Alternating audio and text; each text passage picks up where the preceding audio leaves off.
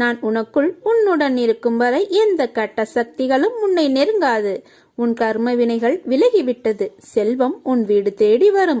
எந்த உறவு உன்னோடு இருந்தாலும் இல்லாவிட்டாலும் எப்போதும் உன்னோடு நான் இருப்பேன். உனக்கு துணையாக உன் சாயப்பா நான் இருப்பேன். நீங்கள் மகிழ்ச்சி அடைவீர்கள். யாரேனும் நூற்றுக்கணக்கான விஷயங்களை உங்களுக்கு எதிராக கூறட்டும். ஆனால் கசப்பான எந்த விதத்திலும் எவ்விதத்திலும் அவர்களுக்கு பதிலளிக்கும்படியான சீற்றம் கொள்ளாதீர்கள். இவ்வாறான விஷயங்களை எப்போதும் சகித்துக் கொண்டிருப்பீர்களேயானால் நீங்கள் நிச்சயம் மகிழ்ச்சி அடைவீர்கள். பொறுமையும் நம்பிக்கையும் வேண்டும். இனியாவது உன்னை நீ காத்துக் கொள்வது நல்லது.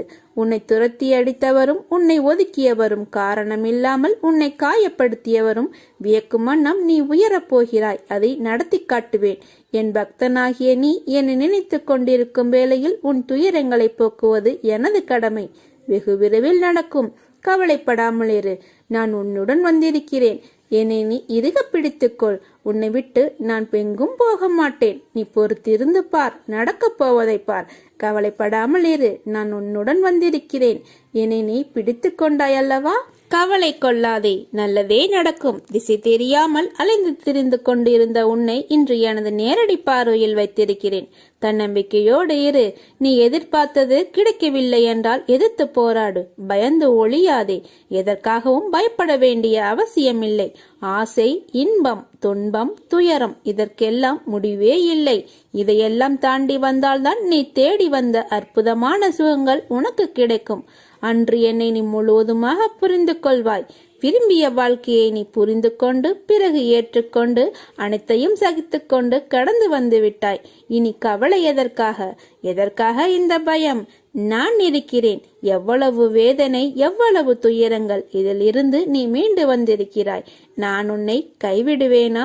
இனி நடக்கப் போவதை பார்த்து வியக்கப் போகிறாய். தைரியமாக இரு. நீ ஜெயிக்கப் போகிறாய். இது என் அன்பு வாக்கு, சத்திய வாக்கு. உன்னை தேடி நான் வரப்போகிறேன். நீ என்னை வரவேற்க தயாராக இரு. உன்னை மகிழ்விக்கவே நான் வருகிறேன். உனது கர்ம பலன்களை விலக்கி உன்னை அனைவரும் வியக்கும்படி செய்வேன். கவலைப்படாமல் இரு. என்னை வரவேற்க தயாராக இரு. உன்னையும் உன் குடும்பத்தையும் பாதுகாக்கவே நான் வரப்போகிறேன். அதுவரை பொறுமையாக நம்பிக்கையோடு இரு. நம்பிக்கைதான் வாழ்க்கை. அப்பா நான் இருக்கிறேன். என் பாதங்களில் நீ சிந்திய ஒரு துளி கண்ணீரும் வீண் போவாது. உன் மனதில் ஓடும் எல்லா எண்ணங்களும், ஆசைகளும், கனவுகளும் நான் அறிவேன். எதிர்காலத்தின் வாழ்க்கை எப்படி இருக்க வேண்டும் என்ற கனவுகளை அழகாக உன் மனதில் கோட்டை கட்டி வைத்துள்ளாய். அந்த மாளிகையில் உள்ள அனைத்து உறவுகளும் எப்படி இருக்க வேண்டும் என்ற உன்னுடைய எதிர்பார்ப்புகளும் அவர்கள் இன்னும் உனக்கு சொந்தமாகவில்லை. ஆனால் அவர்களை எப்படி பார்த்து கொள்ள வேண்டும் என்பதை உன் மனதின் எண்ணத்தை நான் உணர்கிறேன். உன் வாழ்க்கை அழகான எதிர்காலத்துடன் போர்க்காலமாகத்தான் இருக்க போகிறது. நீ எதற்கும் பயப்பட தேவையில்லை. உனக்கு நினைத்தது போன்ற வாழ்க்கை உனக்கு கிடைக்கும். ஆனால் வாழ்க்கை கஷ்டங்கள் இல்லாமல் எப்படி இருக்கும்? பகல் இரவு என இருப்பது போல இன்பம் துன்பம் என்ற இரண்டு பக்கங்களும் இருக்கும். வாழ்க்கையில் நிம்மதியான சந்தோஷமான சூழ்நிலைகள் அமைய வேண்டுமென்றால் சில மேடு பள்ளங்களை தாண்டித்தான் வந்தாக வேண்டும். உழைத்து அதற்கான தகுதியை நீ வளர்த்துக்கொள். நிச்சயம் நீ வெற்றி பெறுவாய். அதில் நான் உன்னை வெற்றி பெற வைப்பேன். நான் சில உனக்கு அறிவுரைகளை கூறுகிறேன். நிகழ்கால வாழ்வு என்பது மிகவும் முக்கியம். எதிர்காலம் நல்லதாய் அமைய வேண்டுமென்றால் என் சொல்படி நடந்து கொள். நான் கூறுவதை காதில் வாங்கிக் கொண்டு உன் புத்தியிலும் மனதிலும் பதித்து வை. உன் வாழ்க்கையில் நீ அடுத்த நிலைக்கு செல்ல போகிறாய். அதனால் இப்போது இருக்கும் துன்பத்தை பற்றி கவலைப்படாமல் உன் வேலையை தொடர்ந்து செய். நீ வெற்றி பெறுவாய். உனக்கு நான் துணையாக இருப்பேன். ஏன் இத்தனை கேள்வியும் கொதிப்பும்? உன் மனதில் இருக்கும் அனைத்தையும் நான் அறிவேன். நான் பெற்றெடுத்த பிள்ளை நீ. உன்னை விட்டு நான் எப்படி போவேன் என்று நீ எப்படி நினைக்கலாம்? உன்னை வலுப்படுத்தவே நான் வந்துள்ளேன். நீ அறிந்தது இந்த ஒரு ஜென்மத்தில்தான் நான் உன்னுடன் இருக்கிறேன் என்று. எல்லா ஜென்மத்திலும் உன்னுடன் தான் நான் இருக்கிறேன், இருந்தேன், இருப்பேன். உன் உயிரின் அகண்டமாய் உன்னுடன் தான் நான் இருப்பேன். உனக்கான எல்லாம் நான் தருவேன். கொஞ்சம் காலம் பொறுத்து கொண்டாய். இன்னும் கொஞ்சம் பொறுத்துக்கொள். உன்னை புறக்கணித்தவர் உன்னை தேடி நீ காட்டிய அன்பானது தூய்மையானது என்று உணர்ந்து வருவார்கள். உன் அன்புக்காக ஏங்கி உன் அருமையை புரிந்து வருவார்கள். உன் ரணப்பட்ட மனதிற்கு மருந்தாக உனக்கு சுகம் பெற செய்வேன். இப்போது உள்ள மனநிலை கஷ்டங்களை பார்த்து மறுத்து போய் கண்ணீர் வற்றி இருக்கிறாய். இதை அனைத்தும் நான் மாற்றி அமைப்பேன். நீ என் மேல் கொண்ட பக்தியானது உலகை விட பெரியது. உன்னை என் பிள்ளை என்று சொல்லும் போது ஏற்படும் ஆனந்தத்தை வார்த்தைகளால் சொல்லி உணர வைக்க முடியாது. என் பிள்ளைகளுக்கு வாழ்க்கையில் நல்ல விஷயங்கள் அடியெடுத்து வைக்கும் காலம் வந்துவிட்டது. நீ என் பிள்ளை, அன்புக்கு பெயர் கொண்ட பிள்ளை. உன் மனதில் குதர்க்கமான எண்ணங்கள் எழுந்தால் அதை விட்டுவிடு. அதை பெரிதாக எடுக்காதே. மனமும் புத்தியும் நமக்கு பாதி நண்பன், பாதி எதிரி. அதனால் அவற்றை என் பாதத்தில் வைத்துவிடு. நான் பார்த்துக் கொள்கிறேன். நிறை குறை என எல்லோரிடமும் உண்டு. அதை திருத்த நீ முயற்சி செய். இப்படி குறையுடன் இருக்கிறோமே என்று வருத்தப்படாதே. நான் இருக்கிறேன். என் ஆசியும் அருளும் உனக்கு உண்டு. நீ நன்றாக நலமுடன் நல்ல ஆரோக்கியத்துடன் வாழ்வாய். உன் அம்மாவாக அப்பாவாக என்றும் உன்னை அரவணைத்து காப்பேன். இந்த உலகத்தில் அனைத்து ஜீவராசிகளும் எனது கட்டளைக்கு உட்பட்டவை. அது யாராக இருந்தாலும் விதிக்கப்பட்ட கர்ம பலன்களை அனுபவித்தே ஆக வேண்டும். இது உலக நியதி. ஆனால் உனது கர்ம பலனையும் அனைத்து ஜீவராசிகளின் கர்ம பலன்களையும் சேர்த்து நான் சுமந்து கொண்டிருக்கிறேன். நீ செய்யும் அனைத்திற்கும் கணக்கு வைத்திருக்கிறேன். எனக்கு தெரியாது என்று மட்டும் நினைக்காதே. ஒவ்வொரு செயலிற்கும் தனித்தனியாக கணக்கு வைத்திருக்கிறேன். எல்லாவற்றையும் செய்துவிட்டு எப்படி உன்னால் அழைக்க முடிகிறது என்னை? எப்படி எனது நாமத்தை உச்சரித்துக் கொண்டிருக்கிறாய்? உன் மனதில் எந்த சலனமும் இல்லாமலாயிருக்கிறாய்? நான் உனது பாவ மூட்டையை சுமந்து கொண்டிருக்கிறேன். நீ செய்த தவறை உணர்ந்து கிடைத்த வாழ்க்கையை நிம்மதியாக வாழ கற்றுக்கொள். என் மீது முழுமையாக பக்தியை செலுத்து. உனக்குள் இருக்கும் கெட்ட எண்ணங்களை மாற்றுவதற்கு வழி செய்து கொண்டிருக்கிறேன். உனது சுபாவத்தை மாற்றிக்கொள்ள முயற்சி செய். உனக்கு வாழ்க்கையில் ஏற்பட்ட துயரங்களை விரைவில் அகற்றி உனக்குள் இருக்கும் கெட்ட சிந்தனைகளை ஒழிக்கப் போகிறேன். காத்திரு. நீ எனது பிள்ளை. உன்னை கண்டிக்க புத்தி புகுட்ட எனக்குத்தான் உரிமை இருக்கிறது. கவலைப்படாமல் இரு. நீ மாறப்போகிறாய். பொது வாழ்க்கையை அனுபவிக்கப் போகிறாய். தைரியமாக இரு. ஜெயிக்கப் போகிறாய். அன்று என்னை புரிந்து கொள்ள முயற்சி செய்வாய். பேச முடியாமல் தவிப்பாய். என்னை தேடி அலைந்து ஓடி வருவாய். ஆனந்தத்தில் என்னை பார்த்து அழுது விடுவாய். உன்னை தோற்க விடுவேனா? அதற்காகவா நான் உன்னை தேடி வந்திருக்கிறேன்? கவலைப்படாதே. நிச்சயமாக உன்னை கரை சேர்ப்பேன். இது தெரியாமல் கவலைப்பட்டு கொண்டிருக்கிறாய். நம்பிக்கையோடு இரு. நம்பிக்கைதான் வாழ்க்கை. அப்பா நான் இருக்கிறேன் நிழலாக. பஞ்சபூதங்களான இவ்வுடம்பு அழியக்கூடியது, நிலையற்றது. ஆனால் அதனுள் இருக்கும் ஆன்மாவே பரம்பொருள். அதுவே அழியாததும் நிலையானதுமான பரிபூர்ண உண்மையாகும்.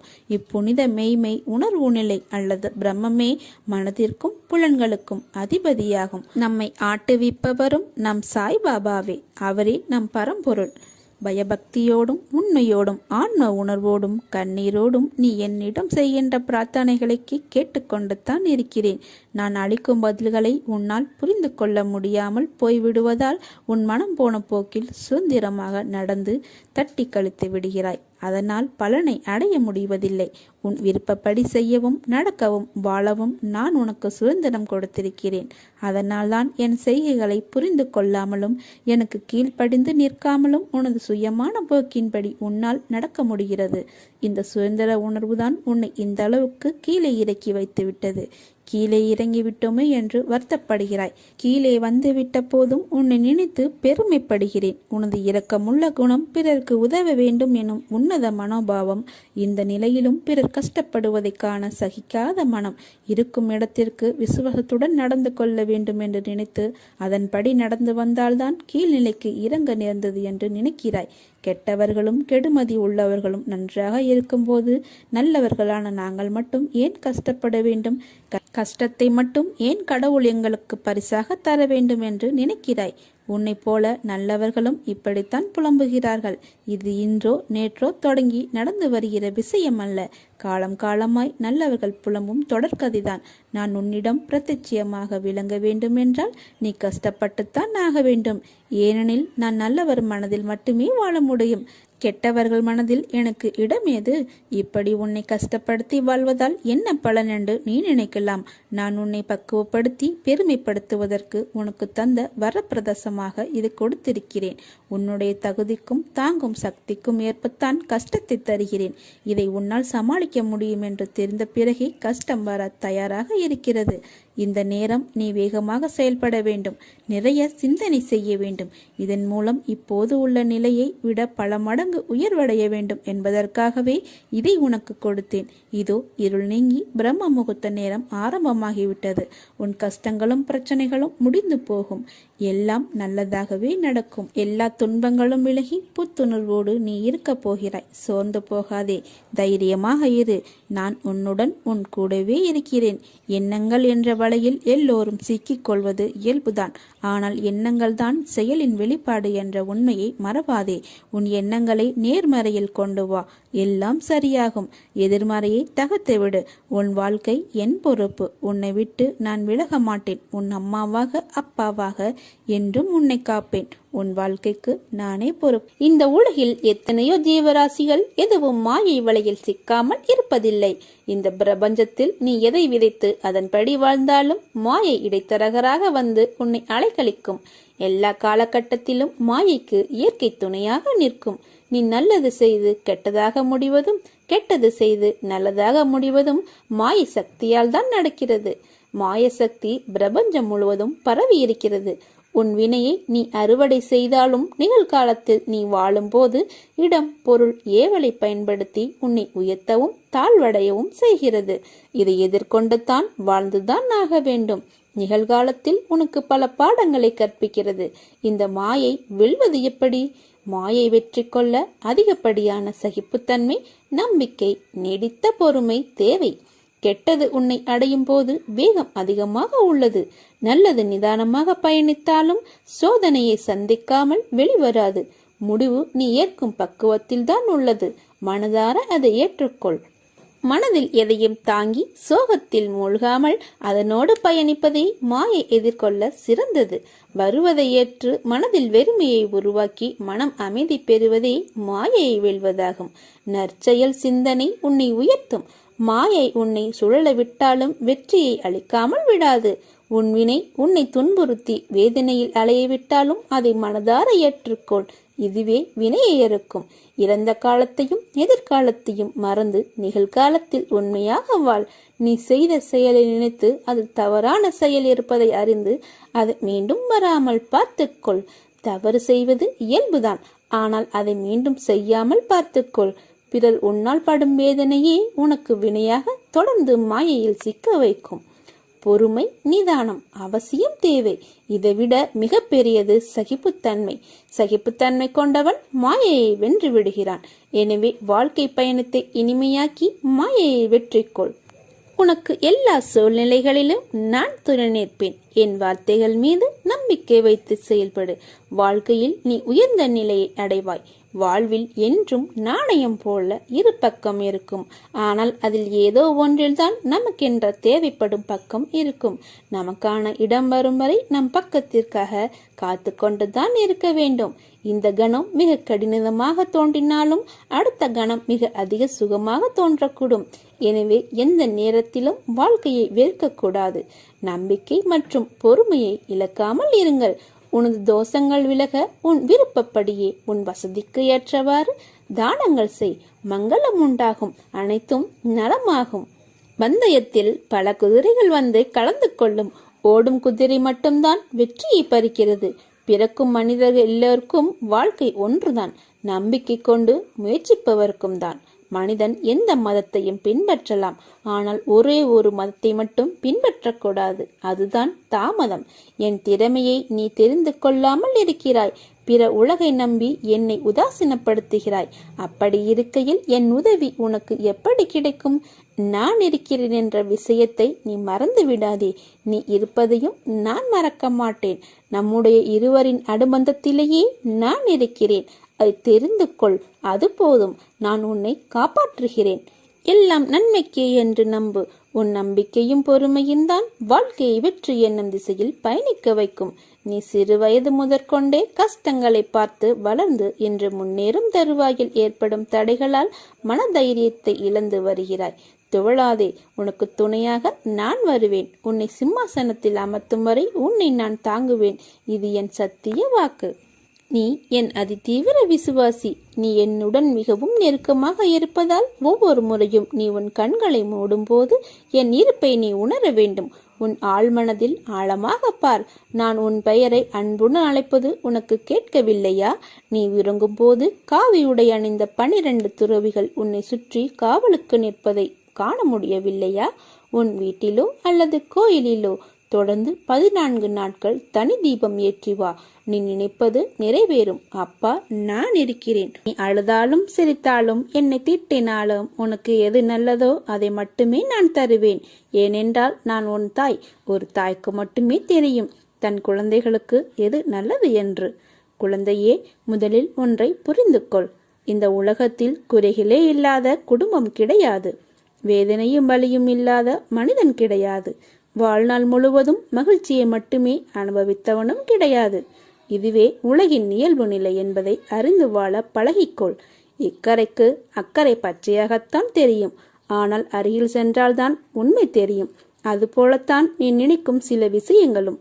நான் உன் வாழ்வில் செய்ய நினைத்தது எதுவுமே தடைப்படாது. ஆகவே கவலைப்படாதே. உனக்கு எது நல்லதோ அது நடந்தே தேரும். இன்றைக்கு உன்னிடம் பிடிவாதத்தை உன் சாயப்பா கண்டேன். என் பிள்ளைக்கு வாழ்க்கையில் எல்லாம் கிடைக்க வேண்டும் என்றுதான் உன் சாயப்பாவின் ஆசை. ஆனால் அதில் சின்ன வித்தியாசங்கள். உனக்கு நல்லனவற்றை மட்டுமே உனக்கு வழங்க நான் ஆசைப்படுகிறேன். என் பிள்ளை இன்றைக்கு பிடிவாதம் பிடித்ததற்கு அர்த்தம் வாழ்க்கையில் எனக்கென்று எதுவும் கிடையாதா, என் கனவுகள் நிறைவேறாமல் அப்படியே இருக்கின்றதே என்ற ஆதங்கம்தான். ஏன் எனக்கு மட்டும் இப்படி என் வாழ்க்கையை நான் சந்தோஷமாக அனுபவிக்க எனக்கு நேரம் நீங்கள் ஏன் தரவில்லை என்று என் பிள்ளை என்னிடம் ஏங்கும் அளவுக்கு வாழ்க்கையில் கர்மா என் பிள்ளையை கொண்டு போய் நிம்மதியில்லாத சூழ்நிலையை உருவாக்கி கொண்டு விட்டதே என்று என் மனம் வலிக்கிறது. சாயப்பா, உங்களைதானே என் உயிராக நான் கருதுகிறேன். உங்கள் சொல்தான் எனக்கு வேத வாக்கு என்று நினைக்கும் உங்கள் பிள்ளைக்கு நீங்கள் இப்படியாய் செய்வது என்று ஒரு பக்கம் கோபத்துடனும் வருத்தத்துடனும் ஏங்கி நிற்கும் நிலையை பார்த்து கண்ணீர் வருகிறது. ஏன் சாயப்பா, எனக்கு மட்டும் விதித்த விதி என் அன்பு எங்கும் எல்லோராலும் அவமதிக்கப்படுகிறது? ஏன் என்னை யாரும் புரிந்து கொள்ள மாட்டார்களா? தப்பு என்னிடமே ஏன் கூறுகிறார்கள் என்றுதானே உன் ஏக்கம், உன் கவலை. என் பிள்ளை நீ. மற்றவர்கள் எப்படியும் இருக்கட்டும். நான் என் சாயப்பா பிள்ளையாக அவர் சொன்ன வார்த்தையே உலகம் பேதம். அவர் வழியே எனக்கு வழி என்று இருக்கும் என் பிள்ளைக்கு நான் வழிகாட்டுகிறேன். அப்படி இருக்கையில் உனக்கு நான் அறிவுரை கூறுகிறேன். அந்த அறிவுரை நீ உன்மேல் தவறு என்றால்தான் நான் உனக்கு சொல்கிறேன் என்று நீ நினைக்காதே. நீ என் பிள்ளை என்பதை நீ புரிந்து கொள். உனக்கு எப்போதும் பக்க பலமாக நிற்பேன்.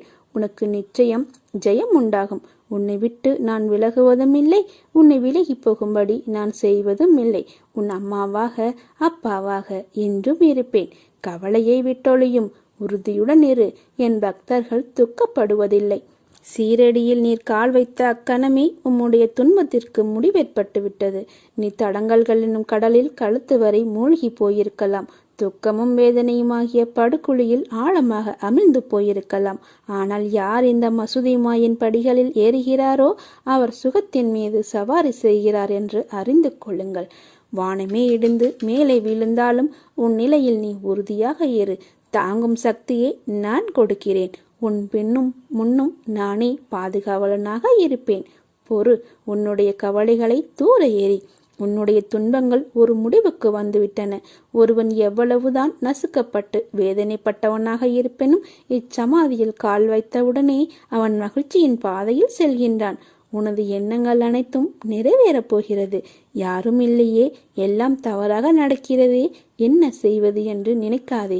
உன் அப்பா சாய்பாபா நான் இருக்கிறேன். நல்லவனோ கெட்டவனோ அதை நான் பார்ப்பதில்லை. என்னை நம்பி முழுமையாக சரணடைந்து விட்டவர்களை நான் புறம் தள்ளுவது இல்லை. அவர்களுடைய அனைத்து விஷயங்களுக்கும் நான் பொறுப்பேற்கிறேன். அவர்களை காப்பதே என்னுடைய வேலை. அவர்களின் நன்மை தீமை கணக்கை பார்த்து காப்பாற்றும் தன்மையுள்ளவன் அல்ல நான். அதை வேறு ஒருவன் பார்த்து கொள்வான். அதற்கேற்ப பலன் தருவான். நான் தரும் நன்மைகள் அனைவருக்கும் பொதுவானவை. எனது தராசு தட்டுக்கள் யாருக்காக ஏறுவதும் இல்லை, இறங்குவதும் இல்லை. அதை போல என்னை 40 ஆண்டுகள் வணங்கியவனாக இருந்தாலும் சரி, 4 நாட்கள் வணங்கியவனாக இருந்தாலும் சரி, ஆத்மார்த்தமாக என்னை நோக்கி கூப்பிட்டால் உடனடியாக நான் ஓடி வருவேன். உன்னை கண்கு இலங்க விட மாட்டேன். உனக்கு ஏற்பட்ட விஷயங்கள், அவமானங்கள் எல்லாம் எனக்கு தெரியும். பார்த்து கொண்டு தான் இருக்கின்றேன். உன்னுடனே இருந்து உன் உணவு சாப்பிட்டு உன்னை ஏமாற்றுகிறார்கள் என்பதும் எனக்கு தெரியும். சில நேரங்களில் உயிர்விடவும் யோசிக்கிறாய். அந்த தவறான எண்ணத்தை உன் மனதில் இருந்து தூக்கி வீசு. என் பிள்ளைகள் கோழைகள் அல்ல. வாழ்க்கையே போர்க்களம், வாழ்ந்துதான் காட்டணும் என்று நினைக்கும் தைரியசாலிகள் என் பிள்ளைகள். உன் வாழ்க்கையை நீ வாழ். உன் கண்ணிற்கு ஆளானவர்களை நான் பார்த்து கொள்கிறேன். அவர்களை எப்படி பந்தாடுகின்றேன் என்று மட்டும் நீ பார். நீ தனியாக இல்லை. உன்னுடன் உன் அப்பாவாகிய நான் இருக்கும்போது நீ எதற்கும் கவலைப்படாதே. நாளை ஏதாவது ஒரு ரூபத்தில் நான் உனக்கு காட்சியளிப்பேன். உனக்காக நான் சீரடியில் இருந்தே வருவேன். உனக்கு பிடித்த அப்பா நான் எல்லாவற்றையும் பார்த்துக் கொள்கிறேன். கவலையின்றி இரு, நல்லதே நடக்கும்.